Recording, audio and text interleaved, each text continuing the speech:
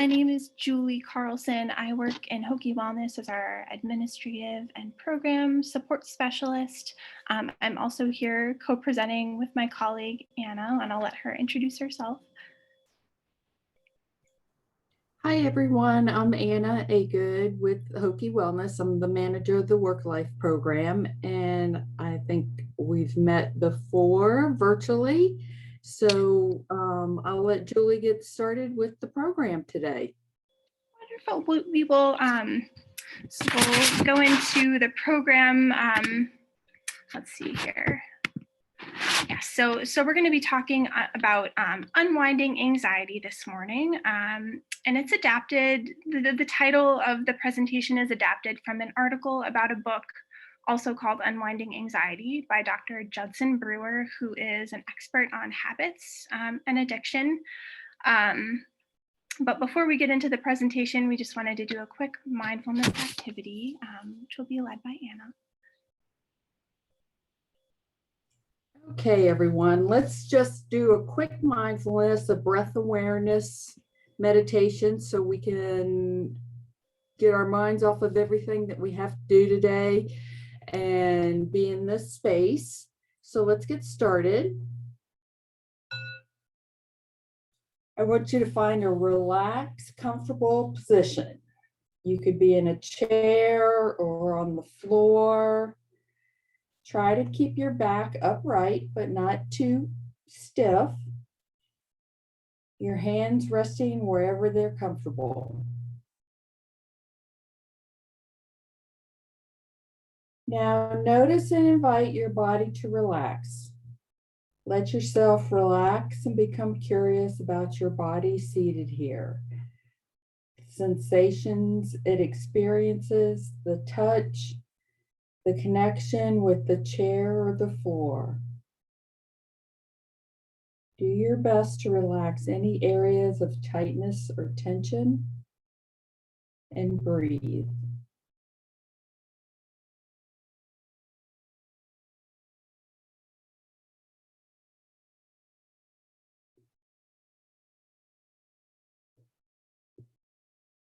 Now tune into the rhythm of your breath. You can feel the natural flow of breath in and out.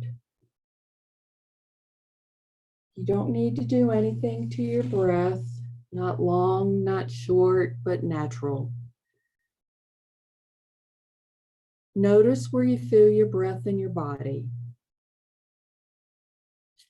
It might be in your belly, it might be in your chest or your throat or in your nostrils. See if you can feel the sensations of breath, one breath at a time.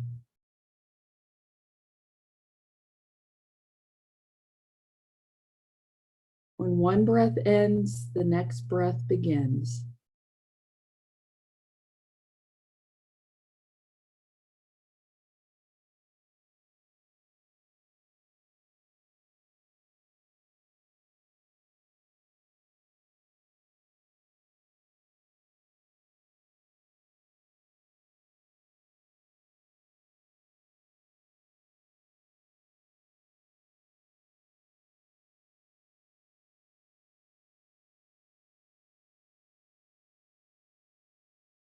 Now, as you do this, you might notice that your mind may start to wander. You may start thinking about other things. If this happens, it is not a problem. It's very natural. Just try to notice that your mind has wandered. You can say thinking or wandering in your head softly. And then gently redirect your attention right back to your breathing.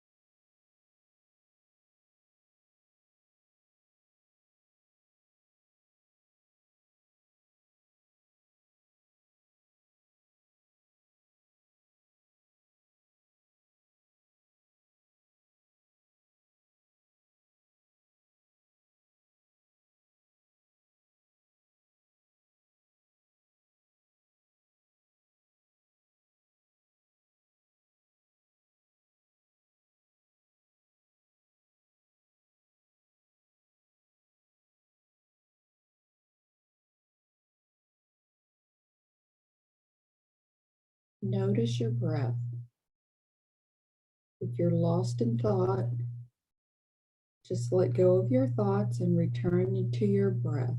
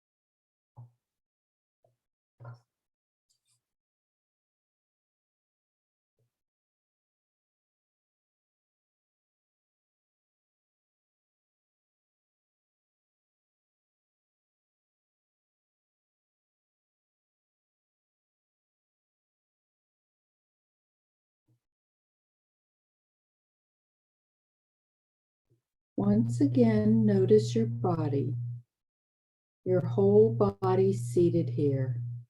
Let yourself relax even more deeply.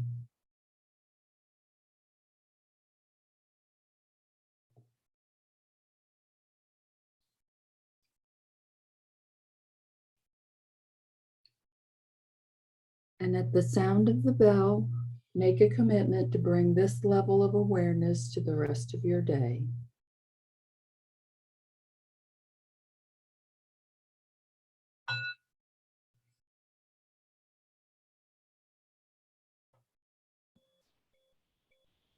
Thank you, Anna. You're welcome. All right, so let's get started. So just a quick overview of our presentation and kind of what the premise of unwinding anxiety is. So we're going to go over 3 steps that can help us to better understand and kind of unwind and untangle our anxiety or anxiety habits in order to help us develop new habits. And just some quick things to note. Anxiety can exist in our everyday habits without us being aware. And sometimes tips alone on how to change our habits might not necessarily be enough to actually help us change our habits. So we wanted to go through these 3 steps with you. And just before we start, we are talking about anxiety, and we did want to note that neither of us are mental health professionals. So rather than this being mental health advice, we hope that you think of this information as one perspective that you might use to help better understand habits and how to use mindfulness to be able to change some habits that might not be serving you. And if you do need any help with, navigating mental health resources, Hokie Wellness is here to help navigate the Employee Assistance Program and other resources. So you can always reach out to us if you need any resources.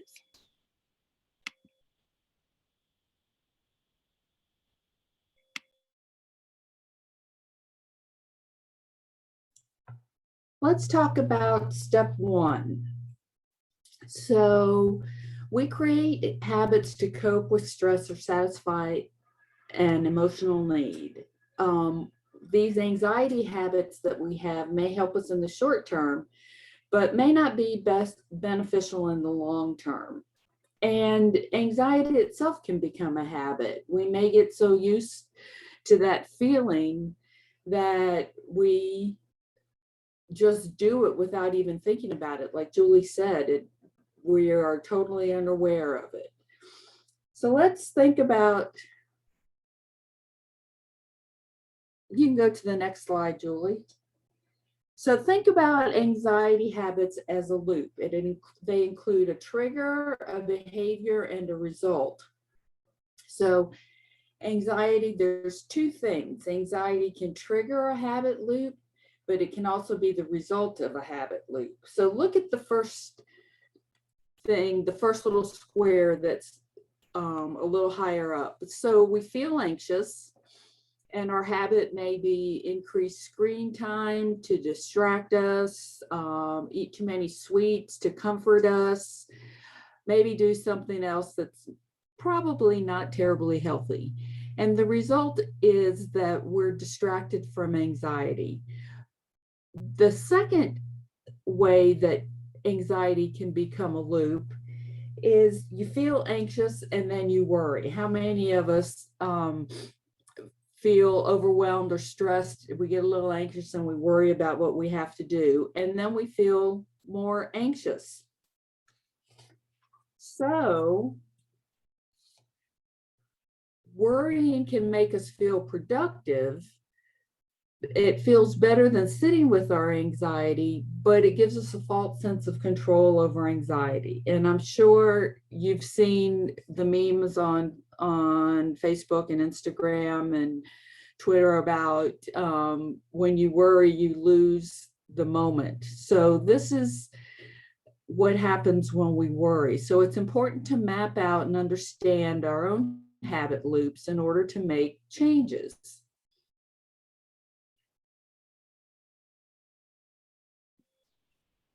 So step 2, after we've kind of mapped out and understood our habit loops, is to understand your brain's reward system. So our brain has a reward value for everything. And the higher the reward value, the stronger habit that we probably have around that reward. But the good news is that we're able to shift the reward value for our habits and our behaviors in order to change our habits. So maybe our habit is that we we're feeling anxious and we really love chocolate, which I love chocolate anyway, but maybe we want to kind of shift our behavior to something different. So we can do this using mindfulness. We can make mental notes when we're beginning to feel anxious, to then understand what behaviors and habits we may have formed around our anxiety. And this is a really great process to be able to learn about ourselves. So when we are able to recognize some of our unhealthy or anxiety habits, we can use mindfulness to be able to lower that reward value around that habit. So what does this actually look like in practice? So when we are being mindful of our habit loops, we begin to identify and understand certain habits that might be the cause or might support our anxiety. So we might ask ourselves in that moment if there are certain patterns to when our anxiety habits occur. So does this happen during certain times of the day, certain days of the week? What's happening in our body when we're experiencing that anxiety or when we have that anxiety habit? Is there tightness in our chest? Maybe our palms get a little sweaty. And how do we feel afterward? Does it make us feel better or does it make us feel worse? So this is really an opportunity to take some time to take some notes and reflect. When we start to see the negative consequences that might arise from those habits, so maybe it's, you really don't like when your heart is racing or when you're worrying so much that it might be difficult to get something accomplished. Then our brain over time will begin to lower the reward value for those habits. And so this might be difficult at first, just because our habits are so ingrained in our lives that we might not recognize them. But over time, by using mindfulness and being more aware, this does get easier.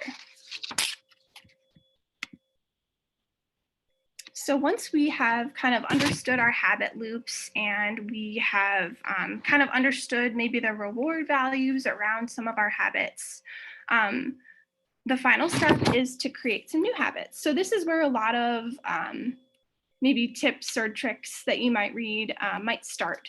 But it's really important to understand steps 1 and 2. So step 3 is creating new habits. And so,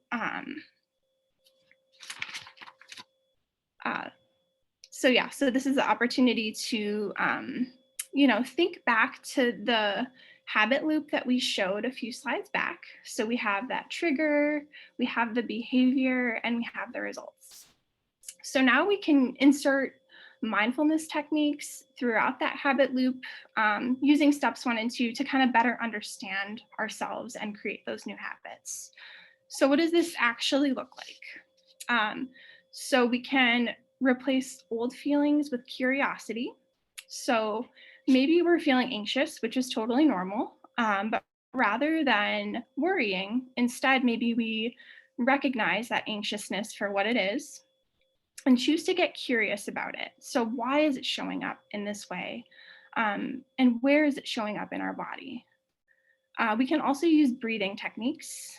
So even if you have, just a couple minutes in your day to find a quiet place, and just take a couple minutes to breathe, this can be very helpful in kind of calming that anxiety.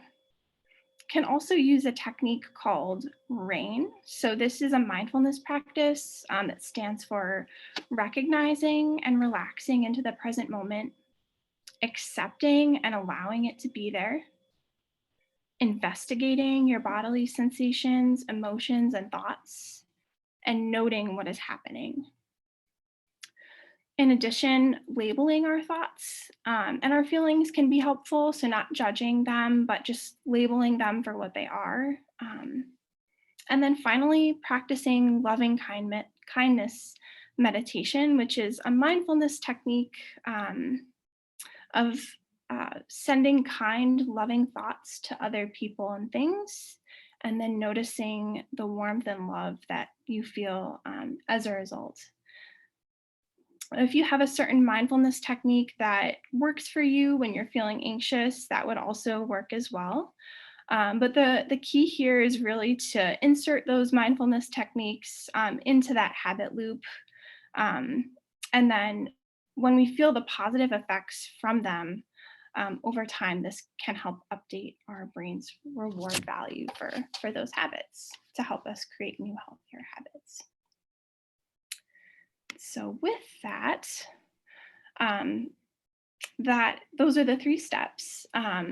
And we will send these slides out after the presentation, but these are just some resources that we used in this presentation. And we had, I've had the opportunity to listen to Judson Brewer speak, and he's really pretty remarkable. So if you'd like to investigate this further, I would recommend his book, Unwinding Anxiety. He really does know what he's talking about. Any questions?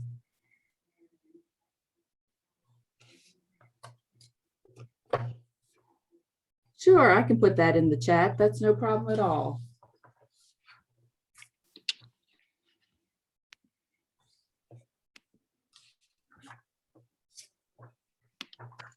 Any other questions or observations from the breath work or any of these techniques or cycles? Anything anybody would like to share in the chat box? We will place that in the chat box, but RAIN is recognize, allow, investigate, and nurture. And we'll type that in so that I too had just written, oops, I totally missed it in my notes. So now we'll get that typed in there. Any other questions? And has anybody ever practiced that? I cue that a lot in my yoga classes as well, because each posture can be an opportunity to recognize, allow, investigate, and nurture, and then see what's happening in the mind when the body is in a challenging posture, or even in one that you're really good at, right? Because the ego can show up there too. Oh, note is an option as well. So just like SMART goals, there could be different acronym definitions.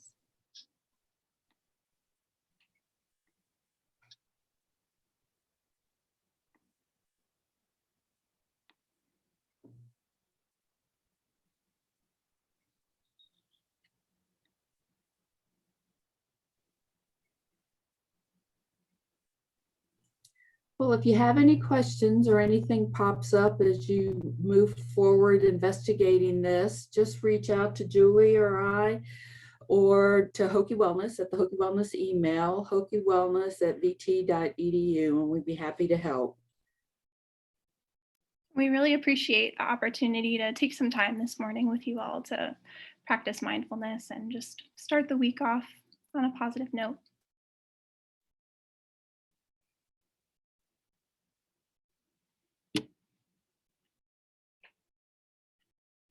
Thank you all so much. We'll see you next week.